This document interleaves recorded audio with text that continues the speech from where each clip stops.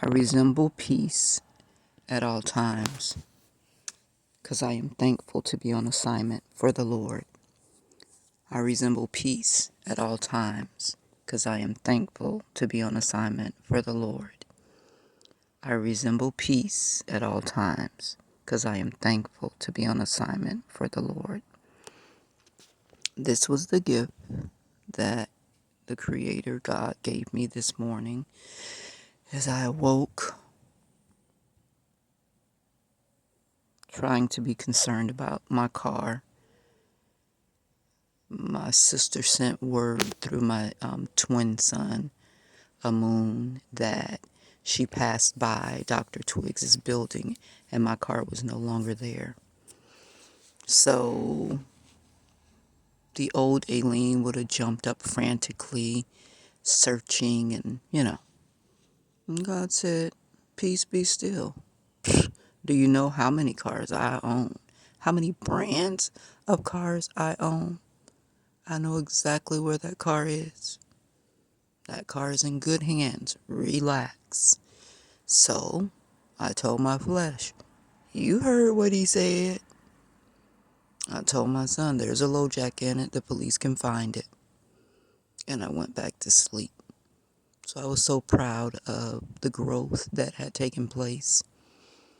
And it was close to the full moon. So I was like, why would it happen now? Why would it happen now?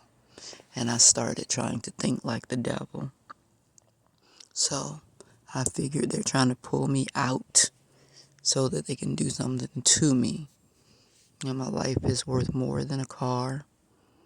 And the Creator owns the cattle on 1,000 hills. So what's 3 more days of it being in the impound or whatever, right? It could be $100 a day. It could be $50 a day. You know how those scandalous business people do things. But the Creator said, whatever it is, I can cover it. You lay low, because you know during the full moon, they always trying to remove you from the earth. And 3 days after, you lay low. 3 days before, 3 days after. You need to be in major prayer, contemplation, thanksgiving, removing things that you no longer want, that no longer serve you, and calling in things that will serve your good. And that's what I did. And it was hard and it was hurtful. My stomach kept hurting and my emotions kept hurting and my pride tried to rise. And I said, bitch, get out. You don't run nothing around here. Around here, it's top tier. We are spiritually equipped to handle all things.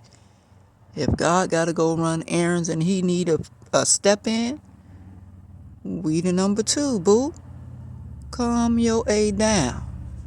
And I was so amazed that I was able to do it with 2 packs of Folgers coffee, a little sugar. I think I bought the off-brand because I don't buy the sugar in the raw anymore because I go to the thing and then there's just 1 bag of sugar in the raw. I'm like, nah, that seemed like a setup.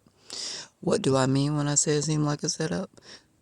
They had so many people following me. They know what kind of sugar I buy, what I eat, where I eat, when I go get it. So if there's 1 bag of sugar up there, it's more likely that they could have put something in that 1 bag. And they, right behind me, done sent new doppelgangers, new gang stalkers to make sure I got it in my buggy.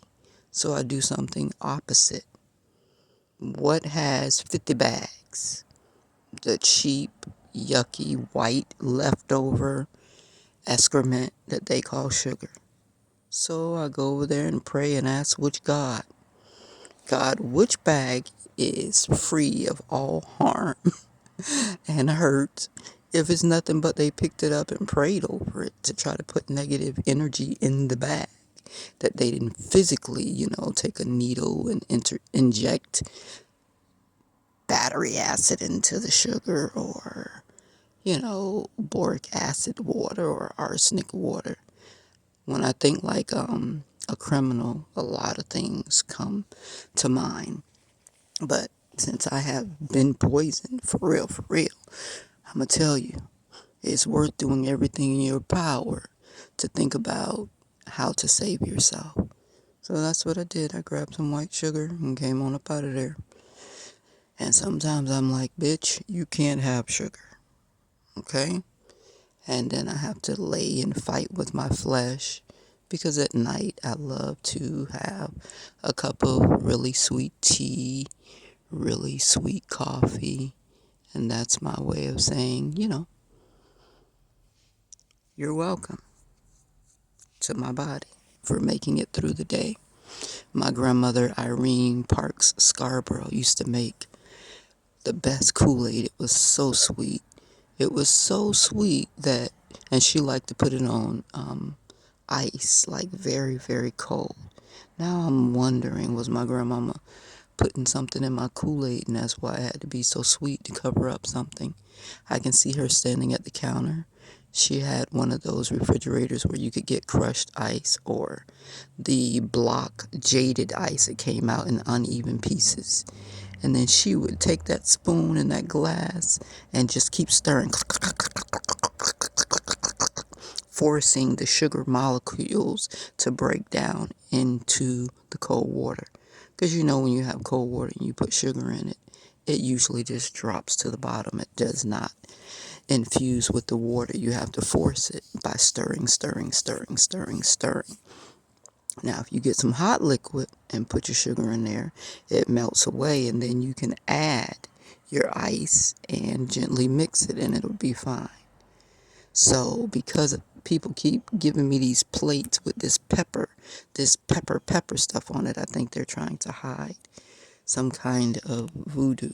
That last happened at the Trinity Cafe with some bean and weenies, that's what we used to call them, bean and weenies. It was a nice treat. Your mom used to make some rice and then get a can of pork and beans or Van Camp bean and weenies and add sugar, brown sugar if you got it.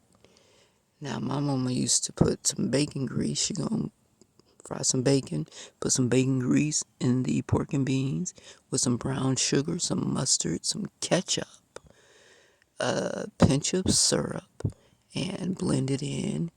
And if she really trying to put her foot in it, she's going to put some ground beef or sausage and some minced bell pepper and minced onion. And she's going to stir it and she's going to put it in the oven and bake it. Bake it. Baked beans. But me, I used to open the can, put that bitch on top of the stove, add those things, stir it in, put a lid on it. Sometimes I'll put the hot dogs whole, but most of the time I'm going to dice up not dice, but slice the hot dog maybe into 14 pieces, plop it in there, mix it into the beans, and put a lid on it, let it come to somewhat of a simmer, of a boil where you can see the little bubbles popping through to release everything and allow the infusion of everything into everything that's in the pot. And then you put it on the side of a bed of rice or you put it on top of a bed of rice, depending on how your child likes it.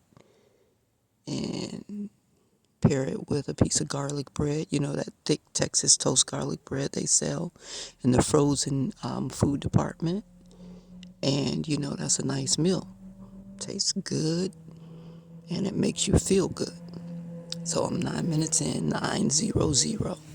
And I'm just very thankful that the Creator gave me that piece. The other thing the Creator told me to do is visually go to Dr. Twiggs' building, see my car there, then see it gone, turn my back on it, feel the hurt, feel the pain, and release it and walk away. So I was able to do that in my mind's eye.